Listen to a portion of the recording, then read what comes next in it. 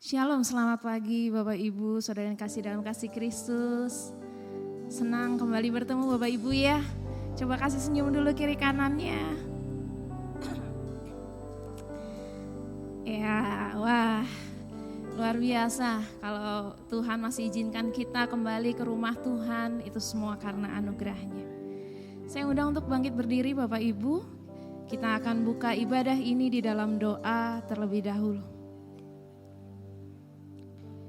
Mari kita berdoa.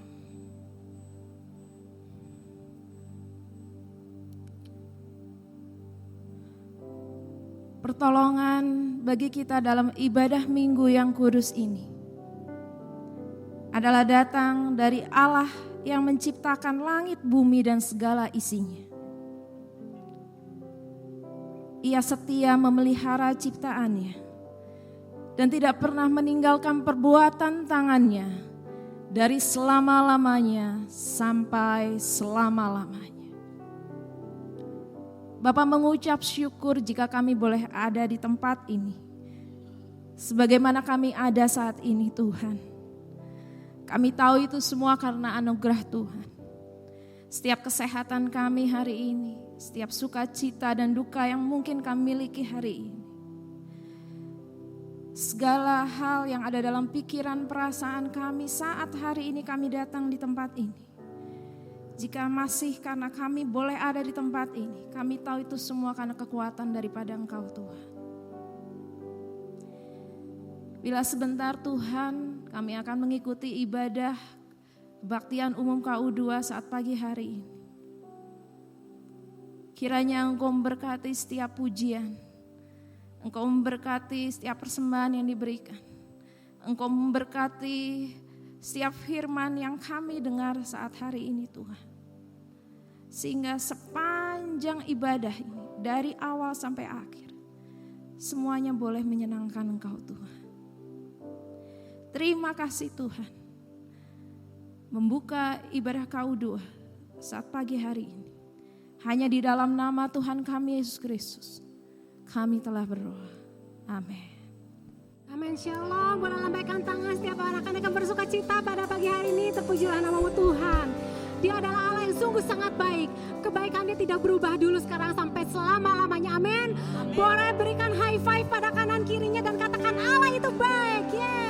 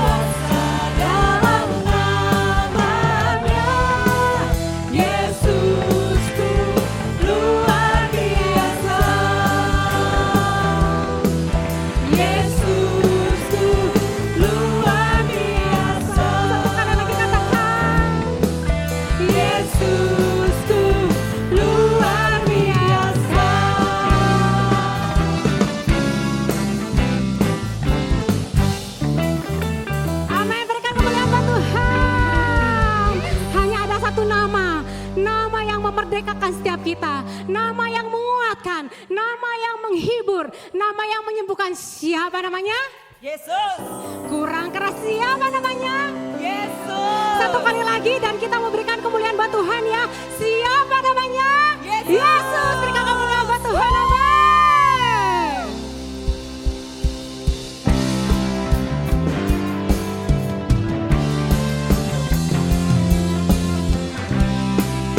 Satu nama yaitu Yesus Kristus Tuhan kita. Satu nama yang besar, hanyalah namamu Tuhan. Gunung batu kekuatan, hanyalah namamu Tuhan. Tak terbatas kuasamu Tuhan. Ajaib hebat, Raja perkasa. Kami bawa pujian, nyanyian kemenangan, Masuk di gerbangmu hati. kita bersama-sama angkat tangan kita, lambaikan buat Tuhan. Tangan kami terangkat, sorakan kemenangan. Terpujilah namamu Yesus Raja. Segala raja.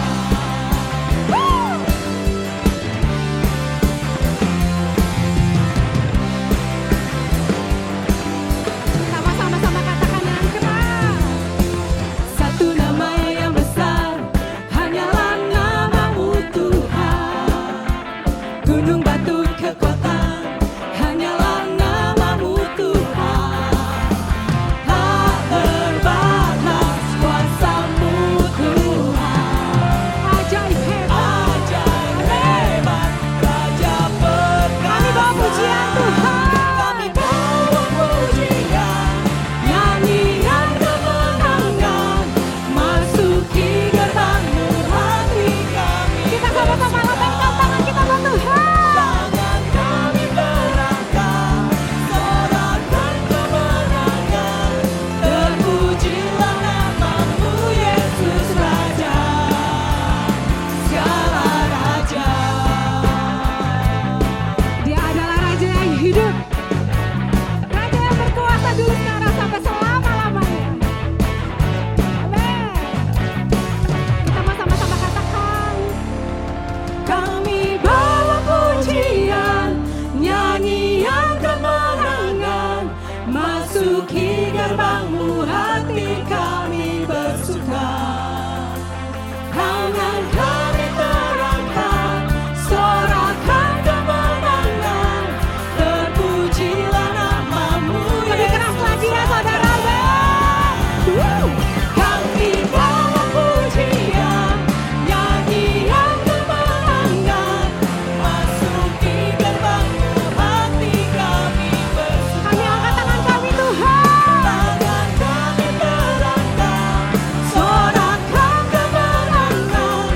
Terpujilah namamu Yesus Raja, segala raja. Yesus kau Raja.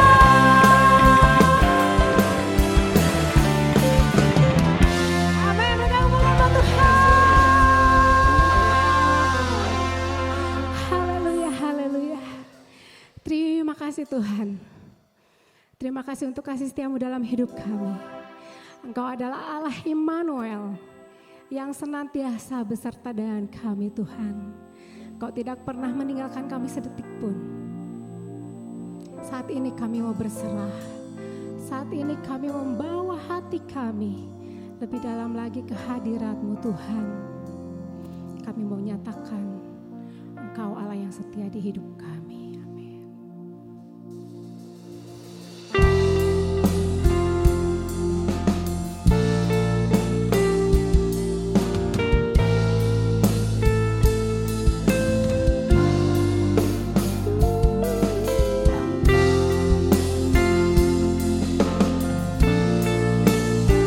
Mari kita nyanyikan lagu ini dengan sepenuh hati kita.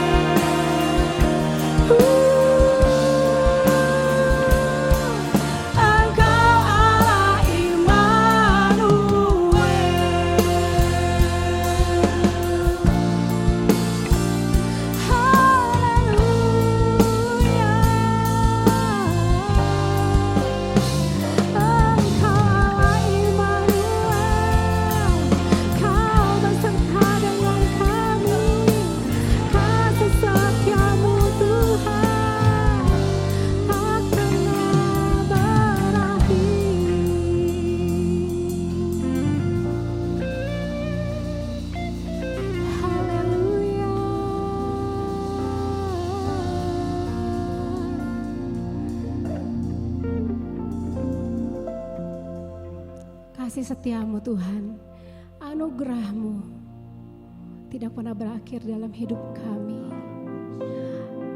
Dan itu sudah cukup Tuhan.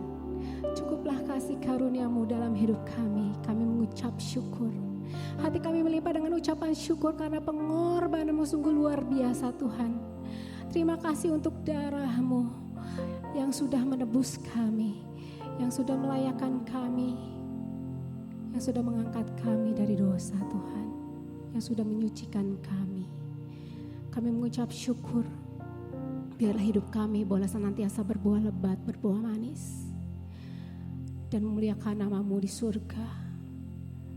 Dan biarlah semua yang kami lakukan pada pagi hari ini boleh menyenangkan hati Engkau, boleh menjadi dupa yang harum di hadapan-Mu Tuhan. Hanya di dalam nama Tuhan Yesus kami sudah berdoa dan mengucap syukur. Haleluya. Amin. Saudara, kelas KOR gelombang 2 akan segera dimulai. Mari bergabung dan bertumbuh bersama. Kelas KOR membership diadakan hari Minggu di minggu pertama dan ketiga. Kelas KOR maturity 1 diadakan hari Rabu di minggu pertama dan ketiga. Kelas KOR maturity 2 diadakan hari Senin di minggu pertama dan ketiga. Kelas KOR ministry diadakan hari Senin di minggu kedua dan keempat. Dan KOR mission diadakan hari Minggu di minggu yang kedua dan keempat. Kelas KOR ini akan dimulai pada bulan September dan Anda dapat mendaftarkan diri melalui link berikut. Sampai bertemu di kelas KOR. Tuhan Yesus memberkati.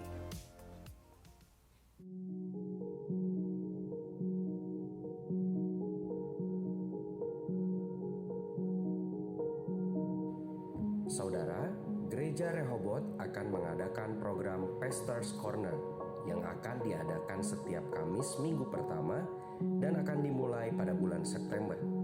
Dalam program ini kita akan diskusi kehidupan Kristen dengan gembala dan pendeta senior lainnya. Pada pertemuan pertama ini, kita akan berdiskusi tentang memaknai masa lalu. Ketika mengingat masa lalu, mungkin saja timbul perasaan menyakitkan, sehingga seringkali kita berusaha untuk melupakan atau tidak membicarakannya. Sebagian lagi tidak bisa menghadapi kenyataan karena masih terjebak dalam keberhasilan masa lalu. Pertemuan ini akan diadakan melalui Zoom meeting Gereja Rehoboth pada hari Kamis 7 September 2023 pukul 7 malam. Sampai bertemu, Tuhan Yesus memberkati.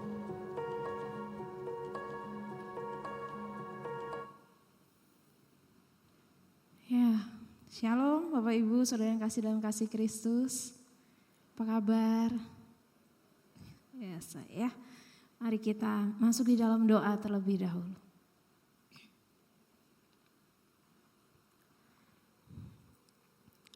Bapak terima kasih jika saat ini kami boleh ada di sini dengan seluruh keberadaan kami. Kami tahu Engkau sudah terlebih dahulu Tuhan ada di tempat ini.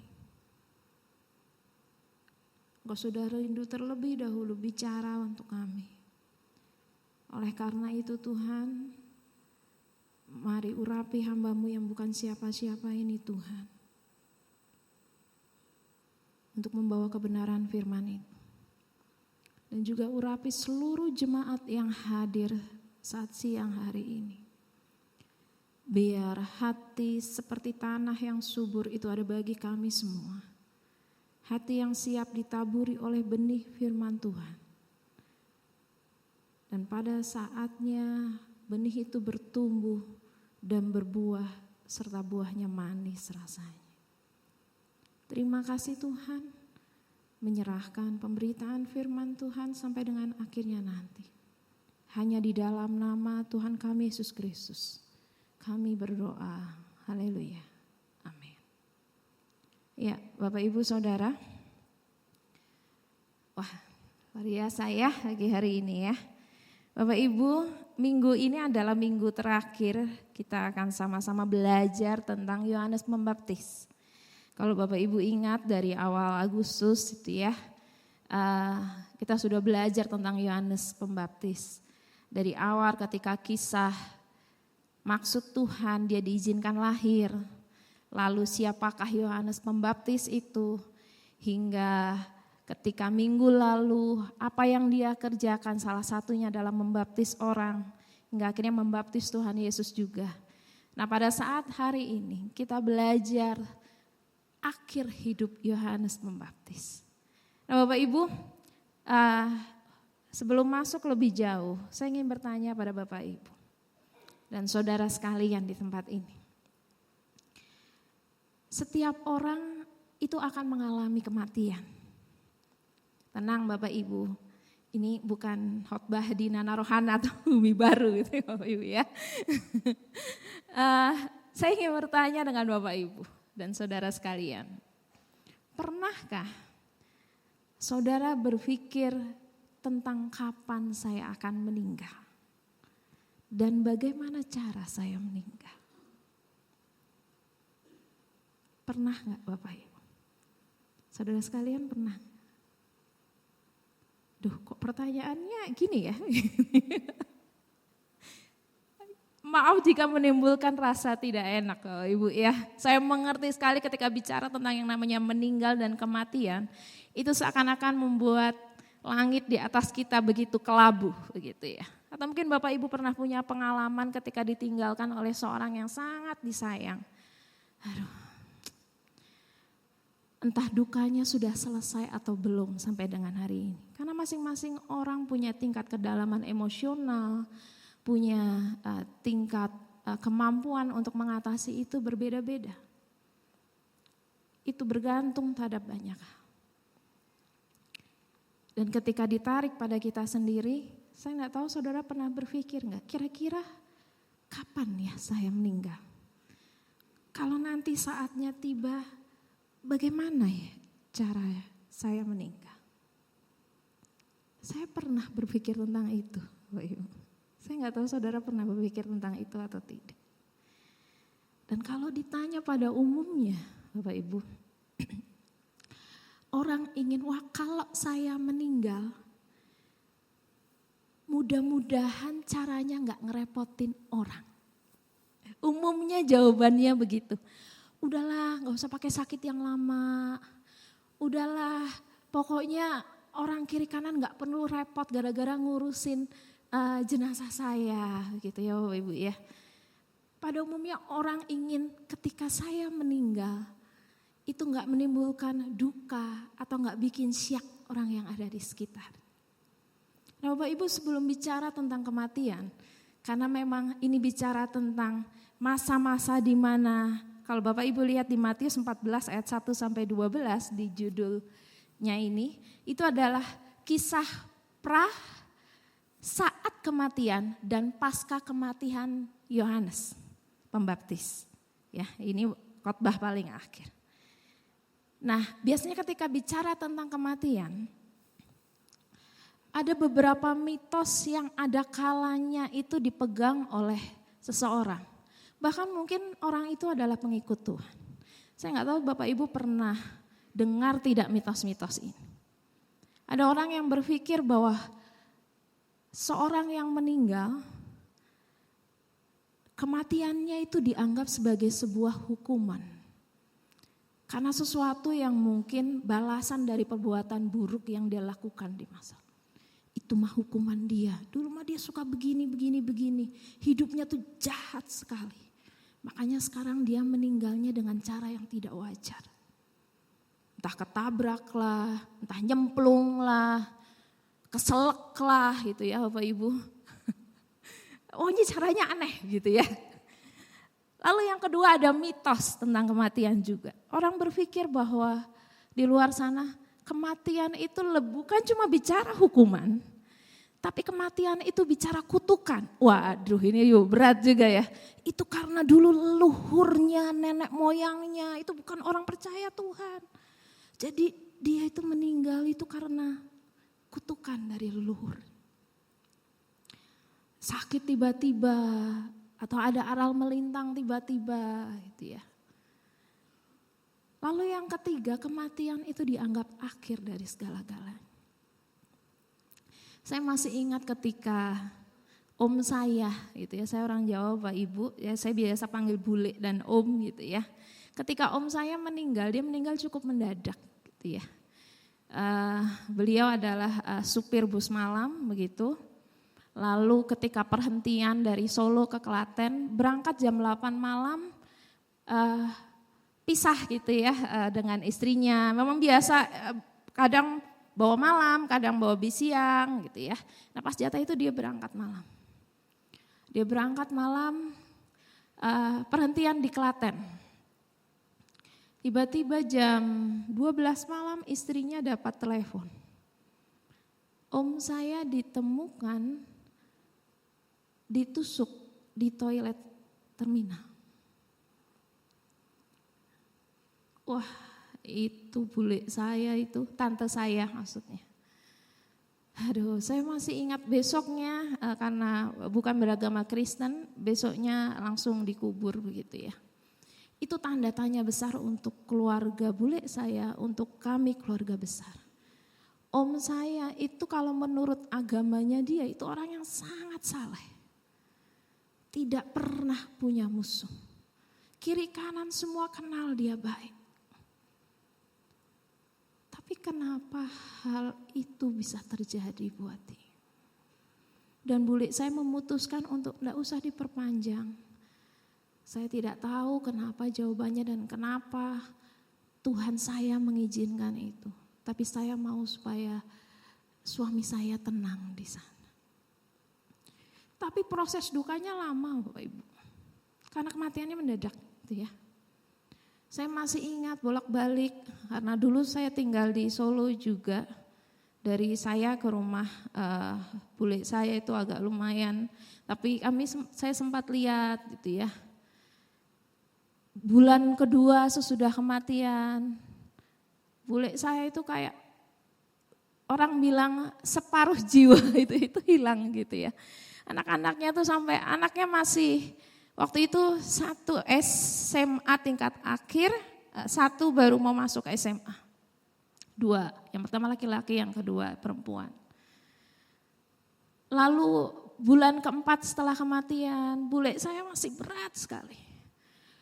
Kalau nggak disuruh makan nggak mau makan. Kadang berhari-hari tidak mandi. Karena memang untuk mengatasi rasa duka kehilangan itu susah. Bahkan sampai 6 bulan dia mulai berpikir nggak bisa begini terus. Jahitan, bule saya tukang jahit gitu ya, dia terima jahitan itu. Jahitan yang pertama sempat berhenti, akhirnya dia mulai jalankan lagi walaupun dia tahu proses dukanya belum selesai. Bapak Ibu kebayang ya. Orang yang kehilangan yang dikasihi itu enggak mudah. Apalagi jika ditambah dengan mitos-mitos tadi. Waduh, menangani yang di dalam dirinya tidak mudah. Belum lagi menangani yang orang katakan dari luar. Ibu pernah kehilangan orang yang dikasihi? Dalam hal ini adalah kehilangan ditinggal meninggal. Orang tuakah, keluarga besarkah, tetangga yang dekat, atau sahabat gitu ya. Jadi ketika bicara tentang kematian, kenapa hal ini dibawa dalam ibadah umum? Kayaknya kita harus perlu konsen bahwa meninggal itu bukan hanya sekedar meninggal. Kalau kau meninggal, kematian itu dianggap sebagai hukuman, kematian itu dianggap sebagai kutukan, dan kematian itu dianggap sebagai akhir dari segala-galanya. Jika mitos-mitos tersebut dianggap benar, tentunya itu sangat mengecilkan kasih Tuhan untuk orang yang meninggal dan untuk keluarga yang ditinggalkan. Bagaimana dengan kehidupan yang Tuhan janjikan, yang jauh lebih panjang karena dia berbicara tentang selama-lamanya. Yang kita akan bertemu bersama-sama dengan Tuhan di sana. Itu mengecilkan kasih Tuhan. Nah Bapak Ibu, ketika bicara tentang kematian Yohanes Pembaptis pun bukan sesuatu yang normal. Bapak Ibu tahu sendiri kan kematian Yohanes Pembaptis itu tragis sekali untuk orang lain. Kalau kita baca kisah ini mungkin kita bertanya, kenapa kisah seperti ini dicantumkan di dalam Alkitab? Bapak Ibu tahu bahwa Yohanes Pembaptis itu meninggal dengan dipenggal kepalanya. Karena permintaan dari anak Herodias. Pada waktu acara ulang tahun Herodes, senang, namanya ulang tahun kan sukacita ya. Wah, banyak minum anggur, teman-teman Herodes semua diundang hadir. Herodias menari dan menarinya begitu elok hingga hati Herodes senang. Lalu ditanyalah, kamu mau apa? Nanti pasti dikabulkan. Lalu anaknya tanya ke Herodias, mamanya, "Mah, minta apa?" Ini mah bahasa saya aja. Minta kepala Yohanes Pembaptis. Karena memang Herodias punya dendam. Nanti kita akan belajar lebih lanjut tentang itu. Waktu itu disampaikan pada Herodes. Karena sudah janji keluar kepelucut ngomong nanti pasti dikabulkan itu. Maka Yohanes Pembaptis dipenggal kepala. Kalau orang yang bertahan dengan mitos-mitos tadi, Bapak Ibu pasti pikir, wah ini Yohanes Pembaptis ada yang gak beres nih dengan hidupnya. Pasti akan berpikir begitu. Padahal kita tahu sudah belajar dari minggu-minggu lalu bahwa kelahirannya, siapakah Yohanes Pembaptis. Bagaimana dia melakukan pelayanannya semasa hidup. Adilkah kalau kita berpikir kematian yang gak wajar itu karena hukuman yang dia terima semasa dia. Nah Bapak Ibu, pada khotbah terakhir pada minggu ini di bulan Agustus, kita akan belajar tentang, ini tadi ya pertanyaan saya. Kita akan belajar tentang 3 pesan rohani. Dari pada saat kematian hingga pasca kematian Yohanes Pembaptis. Dalam Matius 14 ayat 1 sampai dengan 12. Silakan dibuka Alkitabnya. Mungkin kita gak akan kemana-mana, masih di ayat-ayat ini. Yang pertama kita akan belajar bahwa menjadi orang percaya itu berarti siap menanggung konsekuensi dari menegakkan kebenaran. Ayatnya di Matius 14 ayat 4 dikatakan demikian. Karena Yohanes pernah menegurnya, katanya tidak halal engkau mengambil Herodias. Nya di sini adalah Herodes Bapak Ibu. Jadi Yohanes pernah menegur Herodes. Kata Yohanes, tidak halal engkau mengambil Herodias. Ya. Ini adalah dosa Herodes yang secara khusus ditegur oleh Yohanes Bapak Ibu. Jadi dalam perkawinannya Herodes punya jadwal sebagai raja, dia berkeliling. Dia adalah raja wilayah, dia berkeliling ke satu daerah dan pada waktu dia berkeliling dia mampir ke rumah Filipus. Filipus ini masih saudaraan dengan Herodes. Lalu dia lihat Herodias, istrinya Filipus. Cantik ya. Gitu ya. Dan Herodes sudah menikah waktu itu, sudah punya istri. Gitu ya. Herodias sudah punya suami, Herodes sudah punya istri. Tapi karena cantik, makanya Herodes terpikat. Dan mulai janjian dengan Herodias. Aku ceraikan istriku, nanti aku akan menikah dengan kamu, dan Herodias menyetujui. Siapakah Herodias? Istri Filipus yang adalah saudaranya Herodes. Ibu kebayang ya, ini tuh sepupunya. Ini tuh istri sepupunya, tapi diambil sama dia. Kalau Bapak Ibu kebayang dengan ini, Bapak Ibu bisa pikiran orang seperti apakah Herodes? Gitu ya. Dan kalau dirunut-runut siapakah Herodias Bapak Ibu? Herodias ini adalah cucu dari Herodes Agung. Siapakah Herodes Agung? Herodes Agung itu adalah papanya Herodes Antipas yang ini. Jadi Herodias ini masih keponakan. Gak ada cewek cantik lain gitu ya, pertanyaannya gitu. Kenapa harus dengan dia gitu ya. Itu sebabnya kenapa Yohanes tegur, kamu tuh gak halal. Karena menurut hukum Yahudi, yang pertama dia melakukan persinahan. Yang kedua dia menikah dengan saudara sendiri, itu gak boleh menurut hukum Yahudi. Dan Yohanes tegur-teguran, terang-terangan dia tegur begitu kepada Herodes. Bapak Ibu, sebetulnya ketika Yohanes menegur Herodes, maka ada beberapa resiko yang diambil oleh Yohanes. Yang pertama, dia kehilangan penggemar. Siapa penggemarnya? Penggemarnya Herodes. Herodes penggemar Yohanes. Kita lihat ayatnya di Markus 6 ayat 19. Dikatakan ini, karena itu Herodias menaruh dendam pada Yohanes ketika Yohanes tegur itu tadi. Dan bermaksud untuk membunuh dia, tetapi tidak dapat. Ayat 20, sebab Herodes segan pada Yohanes. Karena ia tahu bahwa Yohanes adalah orang yang benar dan suci dan ia melindunginya. Herodes tahu siapa Yohanes ya. Tetapi apabila ia mendengarkan Yohanes, hatinya selalu terombang-ambing. Namun ia merasa senang juga mendengarkan dia. Herodes senang mendengarkan Yohanes. Jadi ketika Yohanes bicara tentang kebenaran, Yesus bicara tentang pertobatan, Herodes tuh sebetulnya senang waktu dia dengar itu. Herodes tahu ini tuh orang benar ini. Yohanes tuh orang benar, Yohanes itu orang suci. Makanya waktu Herodes bisik-bisik, kenapa dia tegur kita di depan orang? Lalu Herodes dendam begitu ya. Kamu bunuh dia, kamu kan raja, masa kamu digituin? Mungkin gitu kan Herodes. Tapi Herodes enggak.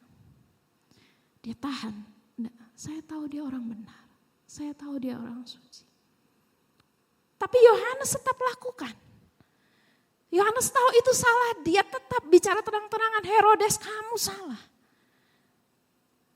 Bapak Ibu pernah ditegur oleh orang yang dekat dengan Bapak Ibu, rasanya gimana? Sakit enggak? Ya pasti sakit gitu ya. Ketika kesalahan kita dikoreksi mungkin kita sakit hati. Mungkin dia berjarak enggak akhirnya dengan kita? Mungkin dia berjarak dengan kita. Dan Yohanes mengambil resiko itu. Dan bukan cuma itu. Waktu Yohanes tegur Herodes dan Herodias dan orang di sekitar istana itu melihat teguran Yohanes. Itu mungkin saja menimbulkan konflik di lingkungan istana. Orang pemimpinannya di blow up kok kesalahannya. Dinyatakan terang-terangan gitu ya maksudnya kesalahannya. Itu bisa mengancam. Kalau sampai keluar sana musuh dengar mereka akan gunakan kelemahan dari pimpinan. Dan itu bisa menimbulkan konflik di lingkungan istana. Dan yang terakhir bagi Yohanes sendiri itu memberi ancaman untuk kebebasan. Mungkin saat itu murid-murid mengikut Yohanes bilang, aduh Yohanes salah, itu tuh dia tuh raja. Udahlah diam aja lah, kalau mau tegur-tegur orang lain jangan tegur raja. Bahaya, kata muridnya begitu. Tapi Bapak Ibu Yohanes, saya gak bisa diam waktu saya lihat kesalahan dilakukan pada orang lain dan itu melanggar. Saya harus tegur. Saya gak bisa diam-diam begitu saja, walaupun resikonya besar. Walaupun resikonya besar. Bapak Ibu ketika bicara begitu, Yohanes tahu bahwa itu mengandung resiko besar. Tapi dia tetap lakukan. Bukan hal baru bagi para anak-anak Tuhan, pelayan Tuhan gitu ya Bapak Ibu ya. Untuk mereka menderita karena berbuat benar. Aduh kalau saya bikin betul, saya rugi dagangnya misalnya ya. Kalau saya bikin betul, aduh nanti saya ditekan sama atasan saya. Kalau saya bikin yang sesuai dengan firman Tuhan, lurus-lurus, hidup saya akan begini-begini aja gitu. Mungkin orang berpikir begitu. Ada jalan-jalan pintas yang mungkin kita harus pikir ulang, betul gak ya? Jalan pintas itu sesuai dengan firman Tuhan atau tidak? Atau kalau waktu kita lihat kesalahan orang lain dan kita tahu kita harus meluruskannya, kita mulai berpikir, tegur gak ya? Tegur gak ya? Nanti impactnya buat saya apa ya? Gitu, kita mulai berpikir begitu. Tapi Yohanes gak lakukan itu Bapak Ibu. Bicara menegur langsung itu hanya caranya. Kenapa Yohanes berani tegur langsung? Karena memang karakternya begitu. Tapi bukan berarti, kalau kita karakternya gak kayak Yohanes, bukan. Itu bicara cara. Cara menegur itu kan sebenarnya bermacam-macam. Bicara empat mata, gak bisa bawa saksi. Bapak Ibu kan itu kan sempat ada ayat yang menyatakan itu. Kalau gak bisa baru hadapkan pada orang lain, ada step-stepnya. Tapi bukan bicara tentang cara sekali lagi. Waktu Yohanes menegur, Yohanes tahu bahwa itu adalah keberanian untuk menegakkan kebenaran. Itu yang penting. Dia tahu bahwa pada saat itu dia harus bicara, walaupun resikonya besar.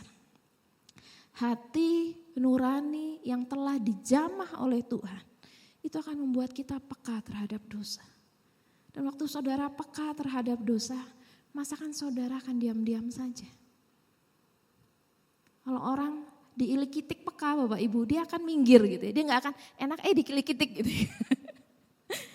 Tapi begitu juga dengan orang yang peka terhadap dosa. Dia gak akan diam-diam saja waktu dia melihat tindakan dosa dilakukan. Saya harus tegur, minimal saya harus bicara. Apakah bicara saya nanti akan berefek dan memberikan tentu, apakah itu mungkin orang mungkin gak dengar akan lewat saja. Tapi saya harus bicara. Dan itu yang dilakukan oleh Yohanes Pembaptis. Nah, yang kedua Bapak Ibu, ini adalah masanya. Kalau tadi pra kematian Yohanes. Dan kita tahu karena teguran itu, akhirnya Yohanes dimasukkan di dalam penjara. Nah, bagaimana ketika Yohanes ada di dalam penjara? Nah, yang kedua, kita yang belajar dari kisah kematian Yohanes adalah setiap momen dalam hidup kita itu menguji iman. Matius 14 ayat 3 mengatakan demikian, sebab memang Herodes telah menyuruh menangkap Yohanes, membelenggunya dan memenjarakannya. Berhubung dengan peristiwa Herodias, istri Filipus saudara. Jadi karena Herodes dapat tegur dari Yohanes, dan Herodias bilang gak bisa dibiarin begitu, bagaimana kamu punya kredibilitas di depan mata semua orang, kamu harus bertindak. Herodias bilang begitu. Dan memang akhirnya Herodes menyuruh menangkap Yohanes, membelenggunya dan memenjarakannya. Bapak Ibu, ketika Yohanes, saya membayangkan waktu Yohanes menerima konsekuensi dari dia menegakkan kebenaran. Dan pada waktu di penjara juga dia menunggu masa-masa di penjara gitu ya, dia diam. Bisa jadi pikirannya berkelana, mungkin ada banyak pertanyaan-pertanyaan yang muncul dalam pikirannya. Kenapa sih Tuhan izinkan ini terjadi buat saya? Kan saya sudah mencoba menunjukkan yang benar pada orang. Atau mungkin dia juga ada kalanya mungkin baper. Orang kan ada kalanya gitu ya. Ya kalau bermasalah kita pikiran gitu ya.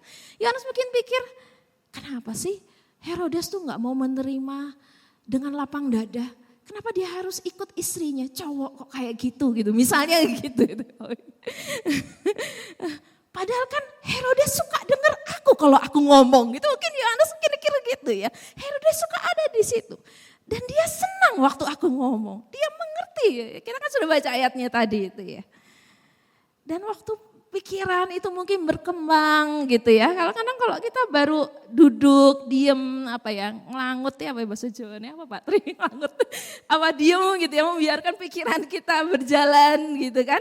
Itu lama-lama kayak benang kusut gitu ya. Lama-lama kayak benang kusut. Bapak Ibu enggak mudah ya. Bertahan dalam kondisi ketidaktahuan maksud Tuhan pada waktu kita dalam kondisi seperti itu. Apalagi seperti Yohanes. Kenapa saya harus ada di penjara? Apalagi Yohanes tipe orang lapangan yang dia suka jalan-jalan gitu ya. Dia menyepi aja, dia gak cari di sinagoge tapi dia cari di padang gurun. Padang gurun yang dimaksud di sini adalah perbukitan luas yang kosong, tidak ada orang, hanya dibiasa bawa penggembala untuk bawa ternak gitu ya. Jarang ada orang di situ. Dia tipe orang yang suka di lapangan waktu itu harus ada di penjara. Nah Bapak Ibu, kita lihat bagaimana Yohanes menyingkapi imannya untuk bisa terus bertahan dalam kondisi seperti itu. Waktu Yohanes mulai bertanya-tanya dalam kondisinya, maka yang dia lakukan adalah yang pertama, dia mengingat panggilan ilahi Tuhan. Lukas 3 ayat 2, pada waktu Hanas dan Kayafas menjadi imam besar, datanglah firman Tuhan kepada Yohanes anak Sakaria di padang gurun. Dia mulai flashback. Pasti dia mulai mempertanyakan juga, betul gak ya? Betul gak ya panggilan Tuhan buat saya? Lalu dia mulai ingat, iya loh, saya betul-betul mengalami pengalaman spiritual waktu firman Tuhan itu datang pada saya. Lalu ayat 3, maka datanglah Yohanes ke seluruh daerah Yordan dan menyerukan, bertobatlah dan berilah dirimu dibaptis dan Allah akan mengampuni dosa. Dan karena waktu dia punya pertemuan perjumpaan ilahi dengan Tuhan untuk maksud khusus Tuhan untuk dirinya, dia berani bicara pada orang, bertobatlah, bertobatlah. Lalu Yohanes ini kan anak imam itu ya Bapak Ibu, anak Sakaria itu seorang imam. Saya membayangkan waktu dia dibesarkan, dididik, dia juga belajar kitab-kitab Yahudi. Lalu dia ingat juga, di Lukas 3 ayat 4 dikatakan, seperti ada tertulis dalam kitab nubuat-nubuat Yesaya. Ada suara yang berseru-seru di padang, persiapkanlah jalan untuk Tuhan, luruskanlah jalan bagi. Dan kalau Bapak Ibu lihat di Yohanes 1 ayat 2-3, jawabnya nih Yohanes ini. Jawabnya, akulah suara yang berseru-seru di padang gurun. Luruskanlah jalan Tuhan. Yang seperti yang telah dikatakan Nabi Yesaya. Jadi pada waktu Yohanes belum masuk penjara, dia begitu yakin dengan pengalaman spiritual pertemuannya dengan Tuhan. Dan dia melakukan itu. Dia melakukan itu. Saya kebayang waktu Yohanes mencoba bertahan di penjara, waktu pikiran-pikiran yang mencoba meruntuhkan iman dia miliki saat itu. Dia mengumpulkan begitu banyak bukti dari panggilan ilahinya, betul yang saya jalani, betul panggilan spiritual secara personal buat dia itu betul ada. Dan memang akulah adalah penggenapan dari nubuatan, suara-suara yang berseru di padang gurun. Nah itu membuat imannya bertahan. Bapak Ibu, kadang-kadang kita pun butuh begitu ya. Kita butuh apa ya, kenapa saya ngalamin begini ya, kenapa saya anak Tuhan. Mari coba panggil kembali. Waktu saudara membulatkan iman di dalam Tuhan. Itu pasti sebuah pertemuan spiritual buat saudara. Tuhan punya panggilan khusus buat saudara. Kenapa sekarang saya menjadi anak Tuhan? Saya mungkin punya panggilan khusus. Dan orang lain mungkin gak tahu, cuma saudara yang tahu. Oh waktu itu, saya bertobat tuh waktu itu. Waktu Tuhan panggil saya tuh waktu itu. Saudara ingat bagaimana waktu hati saudara berkobar-kobar dan saudara katakan, iya Tuhan saya mau ikut Tuhan. Apapun konsekuensinya, iya saya mau ikut Tuhan. Dan itu yang dilakukan oleh Yohanes. Apalagi yang dilakukan oleh Yohanes Bapak Ibu. Yang kedua adalah Yohanes mencari konfirmasi imannya melalui sumber yang benar dan dukungan support system. Kita lihat ayatnya di Matius 11 ayat 2 dikatakan demikian. Dalam penjara Yohanes mendengar tentang pekerjaan Kristus. Posisinya Yohanes di penjara. Dia dengar tentang pekerjaan Kristus. Dengar dari mana? 11 ayat 3. Lalu menyuruh murid-muridnya bertanya kepadanya, nyanyi besar. Nyuruh murid-murid tanya pada Kristus. Engkaulah yang akan datang itu atau haruskah kami menantikan orang lain? Karena itu berhubungan dengan yang dia lakukan tadi itu. Dengan bukti-bukti yang dia kumpulkan tentang panggilan ilahinya untuk menguatkan imannya. Jadi bukan cuma soal tanya pengen tahu enggak. Tapi Yohanes pun butuh untuk dikuatkan. Ini benar enggak ya?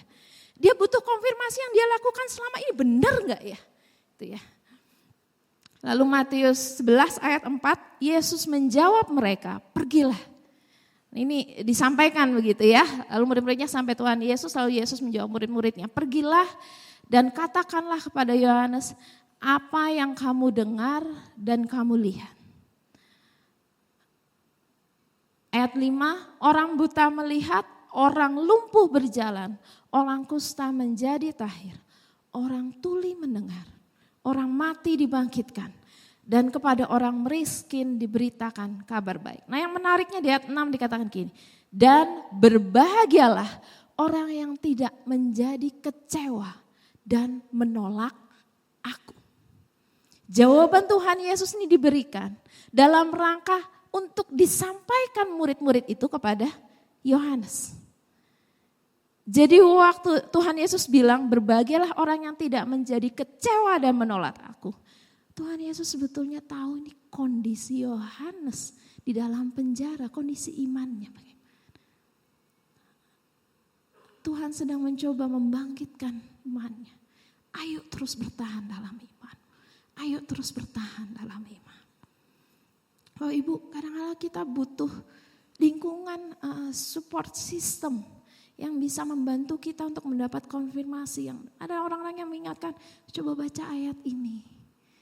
Sumber yang benar kita bisa dapat dari firman Tuhan, tapi kita juga butuh orang-orang di sekitar kita. Bersyukur jika Bapak Ibu punya pasangan yang percaya Tuhan. Bersyukur jika saudara-saudara yang belum menikah, saudara punya rekan-rekan sesama orang Kristiani. Bersyukur untuk saudara yang tergabung di dalam siaran-siaran. Ada orang-orang yang mau stay untuk duduk dengar keluh kesah saudara. Menerima apa yang menjadi keluh kesah saudara.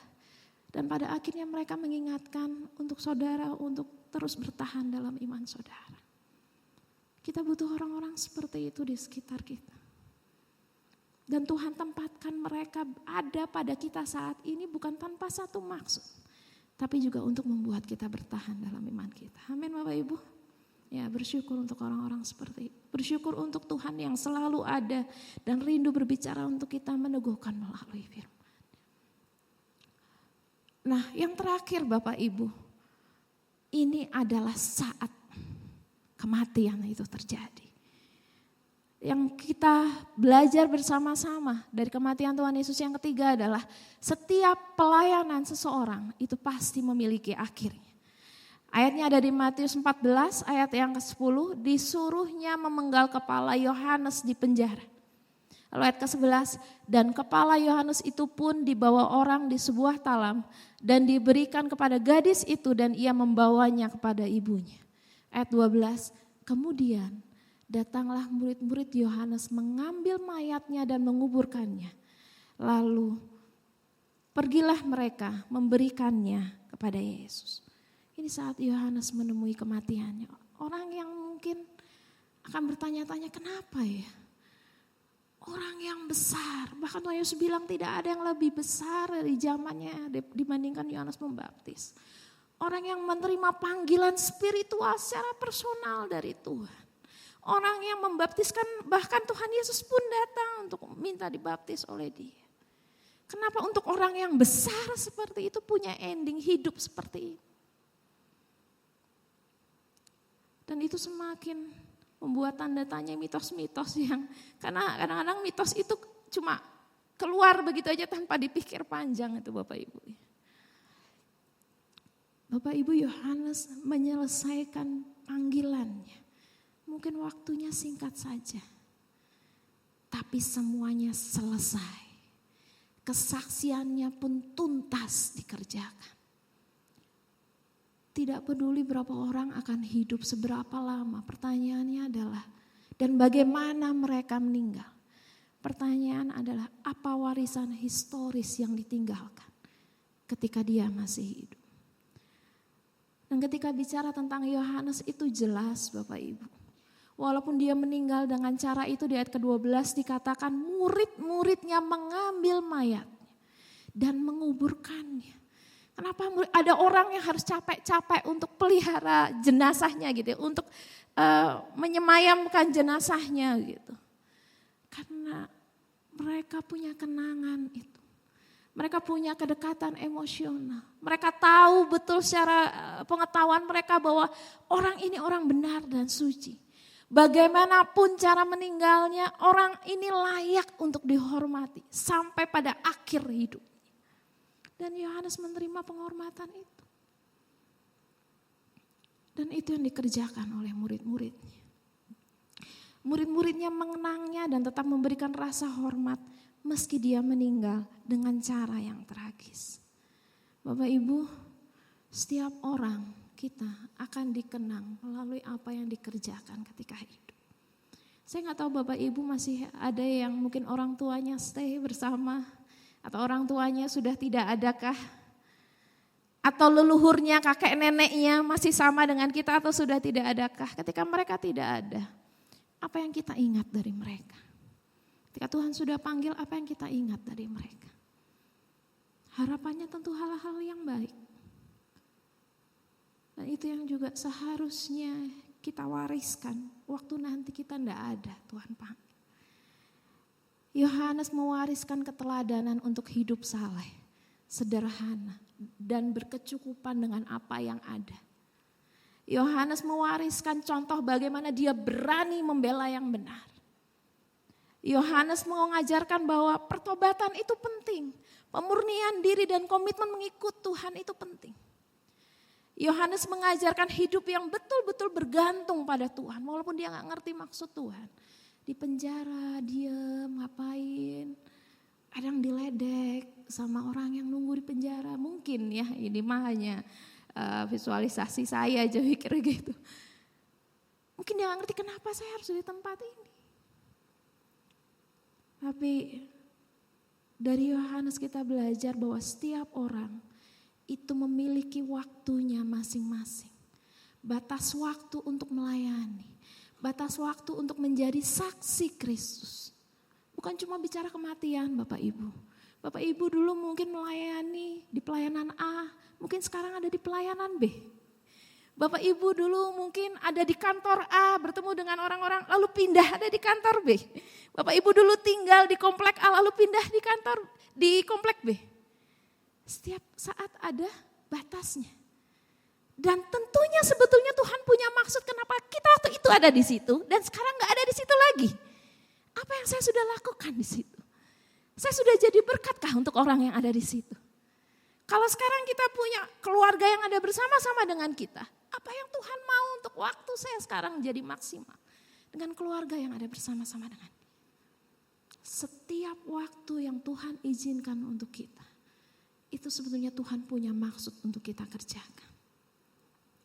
Sehingga nanti waktu kita sudah tidak ada di situ lagi, kita memberikan warisan hidup untuk orang-orang yang kita tinggalkan. Warisan iman, warisan nilai-nilai hidup. Menjadi warisan yang sangat berharga buat mereka. 3 hal Bapak Ibu kesimpulan saat pagi hari ini, 3 pesan rohani dari kisah kematian Yohanes Pembaptis. Mari menjadi orang yang siap menanggung konsekuensi untuk menegakkan kebenaran. Ingatlah bahwa setiap momen dalam hidup kita itu mengandung ujian iman. Dan yang terakhir, ingatlah bahwa setiap pelayanan, setiap masa itu punya akhirnya. Mari maksimal di waktu yang kita miliki sekarang. Sekian firman Tuhan, mari kita tutup di dalam doa. Mari kita berdoa. Bapa di surga mengucap syukur atas firman yang boleh kami terima saat pagi hari ini Tuhan. Kami melihat bahwa yang terpenting bukanlah bagaimana caranya kami nanti meninggalkan dunia ini Tuhan. Tapi yang terpenting adalah apa yang kami tinggalkan di dunia ini Tuhan. Supaya itu menjadi contoh warisan yang berharga untuk anak cucu kami kelak nanti Tuhan. Untuk orang-orang yang ada di sekitarnya, untuk generasi berikutnya Tuhan. Kami akan dikenang menjadi orang yang memegang kuat iman kami di dalam Engkau. Berkati seluruh jemaat yang ada di tempat ini Tuhan. Biar hanya karena pertolongan-Mu saja, penjagaan-Mu saja, kami boleh menjadi orang-orang yang tetap kuat di dalam Engkau. Terima kasih Tuhan, di dalam nama Yesus kami berdoa. Amin.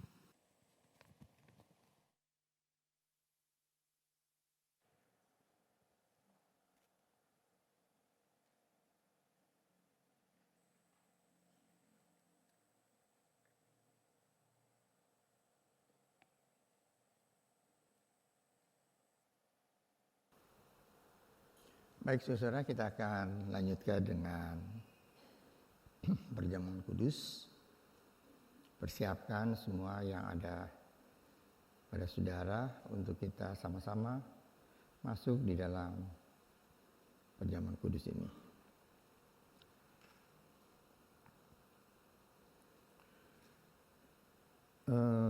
Saya sudah umumkan dari minggu lalu supaya kita mempersiapkan diri kita, tubuh, jiwa, dan roh kita untuk terima sakramen perjamuan kudus pada hari ini. Sebab itu sebelum kita akan menerima makan dan minum bersama-sama, saya akan bacakan firman Tuhan untuk kita semua. Demikianlah firman Tuhan.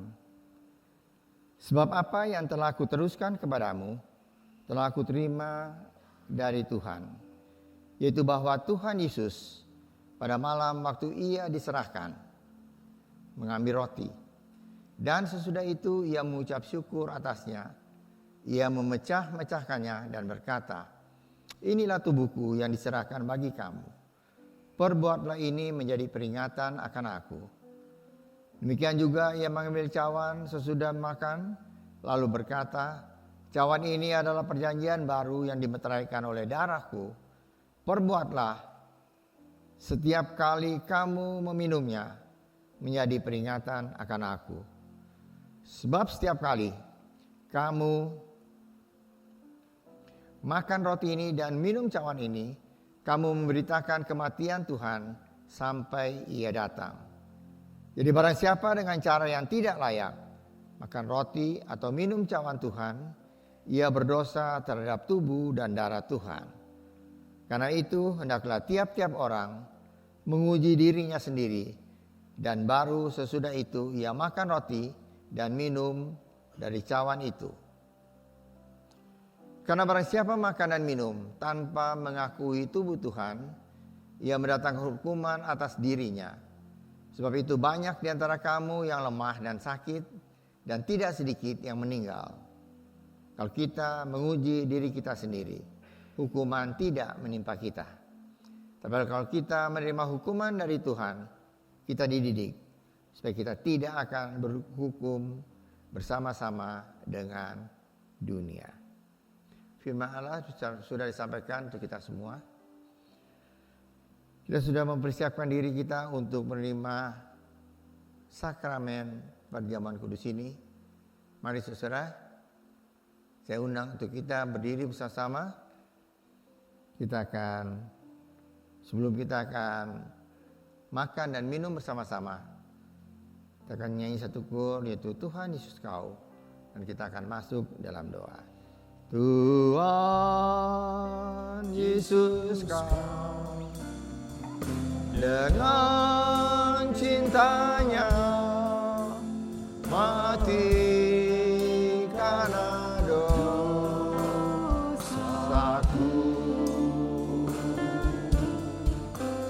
supaya saya percaya Dia dan hidup sampai selamanya. Mari kita berdoa. Bapa kami dalam surga, terima kasih Tuhan untuk undangan Tuhan buat kami semua, untuk satu perjamuan yang kudus yang Kau sendiri siapkan untuk kami semua, untuk kami datang dan makan dan minum bersama-sama. Terima kasih Tuhan, Kau sudah datang dalam dunia ini untuk mati di atas kayu salib, untuk menebus dosa-dosa kami semua. Siapakah kami Tuhan? Kami adalah orang yang berdosa yang patut dihukum untuk selama-lamanya. Tapi kami mengucap syukur, Kau sudah mati di atas kayu salib, sudah menebus dosa kami semua, dan kami boleh mendapat hidup yang kekal dalam Tuhan. Dan apabila kami mengaku dosa kami, maka Kau adalah setia dan adil. Kau akan menyucikan, mengampuni segala dosa kami. Terima kasih Bapa untuk berkat Tuhan. Kami percaya Tuhan sudah mendengar doa kami ini. Dalam nama Tuhan Yesus Kristus, kami sudah berdoa dan mengucap syukur. Amin. Mari saudara, kita angkat roti yang ada di tangan kanan saudara lebih tinggi dari hidup saudara. Roti adalah lambang dari tubuh Tuhan Yesus yang dipecah-pecahkan untuk kita. Tubuh Tuhan Yesus hancur di kayu salib. Ia menderita, ia dicemeti, dipukul, diludahi. Semuanya dia terima karena dia amat mengasihi saudara dan saya. Yesus yang tidak mengenal dosa telah dibuatnya menjadi dosa karena kita, supaya di dalam Tuhan Yesus kita dibenarkan oleh Allah, diselamatkan dan memperoleh hidup yang kekal. Dan oleh bilur-bilurnya segala penyakit kita telah disembuhkan.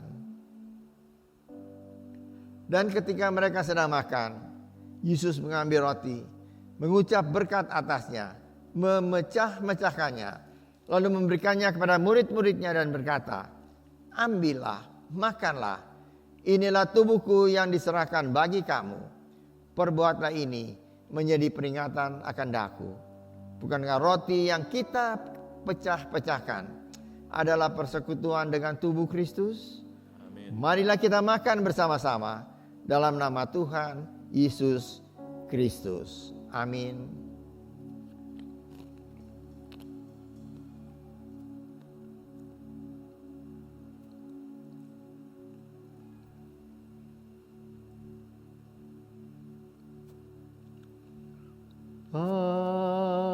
Salibnya, salibnya, selamanya mulia dosaku disucikan.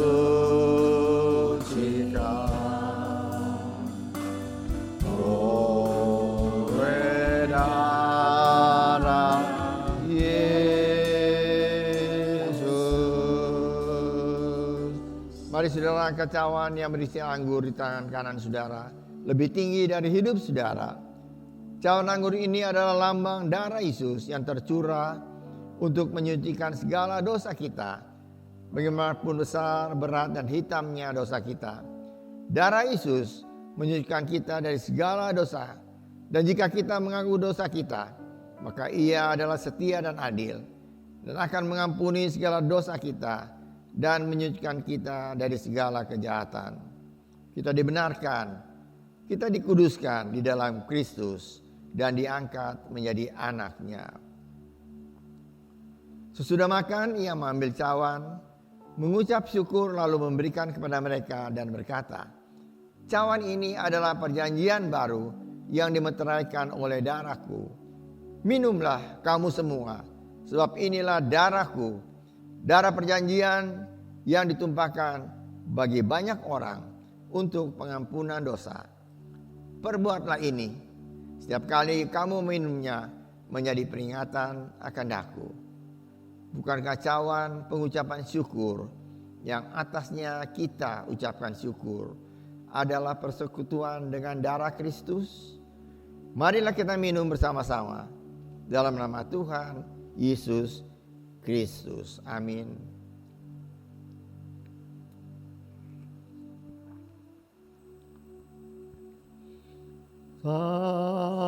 Salibnya, salibnya, selamanya mulia dosaku disucikan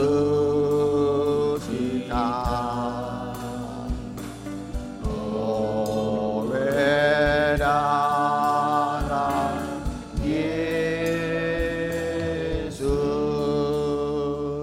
Mari saudara, kita berdoa mengucap syukur pada Tuhan. Tidak ada mulut yang tertutup. Kita mengucap syukur untuk kasih karunia Tuhan yang begitu besar dalam kehidupan kita semua. Mari kita berdoa. Bapa kami dalam surga, terima kasih Tuhan untuk berkat Tuhan bagi kami semua. Terima kasih untuk kasih karunia Tuhan yang Kau sudah nyatakan dalam hidup kami. Kalau kami boleh ada seperti apa yang kami ada pada saat ini, itu karena Engkau mengasihi kami semua. Karena kasih setia Tuhan begitu besar, boleh kami alami dalam kehidupan kami secara pribadi, keluarga kami, pekerjaan kami, usaha kami, dan anak-anak, pendidikan anak-anak kami semua. Terima kasih Bapa untuk berkat Tuhan. Kami percaya Engkau tidak pernah meninggalkan kami semua. roti dan anggur sudah kami makan dan minum. Sekarang sudah bersatu di dalam tubuh kami dan kami percaya kalau ada di antara kami yang datang dalam keadaan sakit, kami pulang sudah disembuhkan oleh Tuhan. Kami datang dalam keadaan tubuh yang lemah, kami pulang sudah dikuatkan oleh Tuhan. Kami datang dengan hati yang susah, kami pulang sudah dihibur oleh Tuhan. Kami datang dengan banyak persoalan, kami pulang dengan hati yang sudah dilegakan oleh Tuhan. Karena persoalan kami, Tuhan sudah angkat dari kami semua. Terima kasih Bapa. Percaya Tuhan sudah mendengar doa kami ini. Dalam nama Tuhan Yesus Kristus kami berdoa dan mengucap syukur. Amin. Silakan duduk. Saudara, sebelum pulang, ada 2 pengumuman penting yang perlu saya sampaikan pada saudara. Itu pertama adalah hari Rabu tanggal 10 akan diadakan kebaktian lansia. Setelah 3 tahun tidak diadakan, maka ini adalah kebaktian lansia perdana kembali yang diadakan dimulai jam 3 sore hari Rabu tanggal 30 ini. Terus saudara baca di screen ada pengumuman bahwa saudara yang datang diharapkan untuk menulis namanya di catatan ada di depan kantor security. Itu maksudnya supaya pengurus kebaktian lansia dapat mempersiapkan segala sesuatu untuk saudara. Baik. Yang kedua adalah pengumuman untuk aser dan kolektan. Bagi saudara yang sudah menjadi aser, melayani aser dan kolektan, saudara juga diharapkan untuk mendaftarkan diri. Juga bagi saudara-saudara yang mau melayani Tuhan di dalam bidang aser dan kolektan, harap saudara-saudara juga menuliskan nama saudara. Karena komisi aser dan kolektan ingin mendapatkan data yang lengkap seluruh pelayan Tuhan yang tergabung di dalam aser dan kolektan. Jadi bukan hanya baru mau ikut pelayanan di askol, aser kolektan, tapi saudara juga yang sudah melayani di aser kolektan, sudah juga diminta untuk menuliskan nama saudara. Terima kasih untuk perhatian saudara. Mari kita akan berdiri bersama-sama, kita akan tutup ibadah siang ini dengan doa. Mari kita berdoa.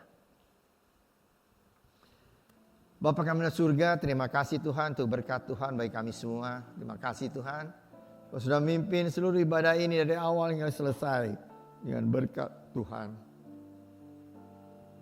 Kami sudah memuji, membesarkan nama Tuhan, kami sudah mendengar firman Tuhan. Kami sudah menerima sakramen perjamuan kudus. Dan kami percaya Tuhan, Engkau senantiasa menyertai hidup kami semua. Kalau kami akan meninggalkan tempat ini, kami akan memberikan persembahan dan membalikan perpuluhan yang Tuhan punya. Dapat kami untuk memberikan yang terbaik, karena Tuhan sudah memberikan yang terbaik bagi kami, yaitu keselamatan dan hidup yang kekal. Terima kasih Bapa. Kami Tuhan tetap mendoakan untuk pemerintah kami yang tengah mempersiapkan diri untuk pemilihan caleg dan pemilihan presiden pada tahun depan. Tolong Tuhan supaya semuanya boleh berjalan dengan lancar dan tenang, dan siapapun yang terpilih itu adalah pilihan Tuhan sendiri untuk memimpin bangsa dan negara kami. Terima kasih Bapa untuk berkat Tuhan. Kami akan berpisah satu dengan yang lain. Kami akan masuk dalam minggu yang baru berjalan bersama dengan Tuhan. Engkau tidak pernah meninggalkan kami semua. Tuhan juga tolong dalam kebaktian lansia yang akan diadakan pada hari Rabu ini jam 3 sore untuk pertama kali setelah pandemi ini. Terima kasih Bapa untuk berkat Tuhan. Percaya Tuhan Kau sudah mendengar doa kami dan ucapan syukur kami ini. Kami naikkan dalam nama Tuhan Yesus Kristus yang menjadi juru selamat kami yang hidup. Saudara yang dikasihi oleh Tuhan, angkatlah tangan saudara untuk menerima berkat Allah.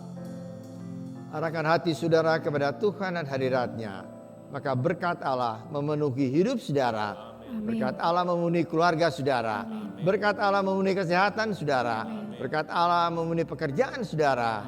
Dan jadilah berkat dimanapun saudara berada.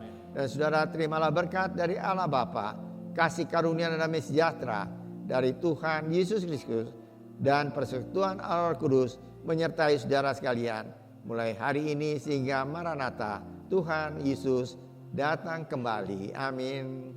Bapa, Terima kasih. Bapa, terima kasih. Bapa di dalam surga, ku berterima kasih. Amin.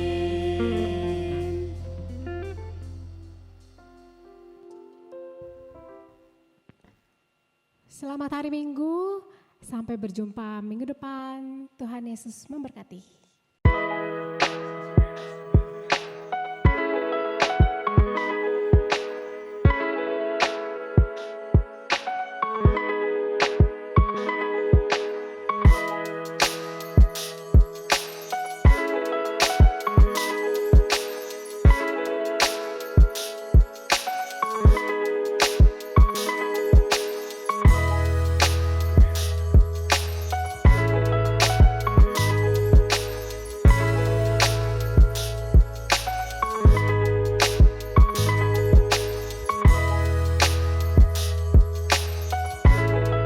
Bagi Anda yang tertarik ingin melayani di bagian asyir dan kolektan, Anda dapat mulai mendaftarkan diri Anda melalui link berikut ini.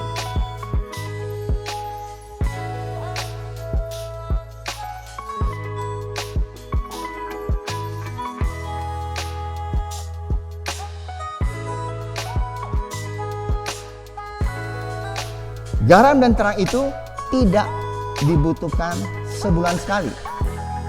Tidak dibutuhkan seminggu sekali. Apalagi dibutuhkan setahun sekali. Tidak sama sekali. Garam dan terang itu dibutuhkan tiap hari. Kalau kamu menghadapi kesulitan karena mempertahankan iman, maka harus bersukacita. Bersukacita karena kita mengambil bagian dalam penderitaan Kristus.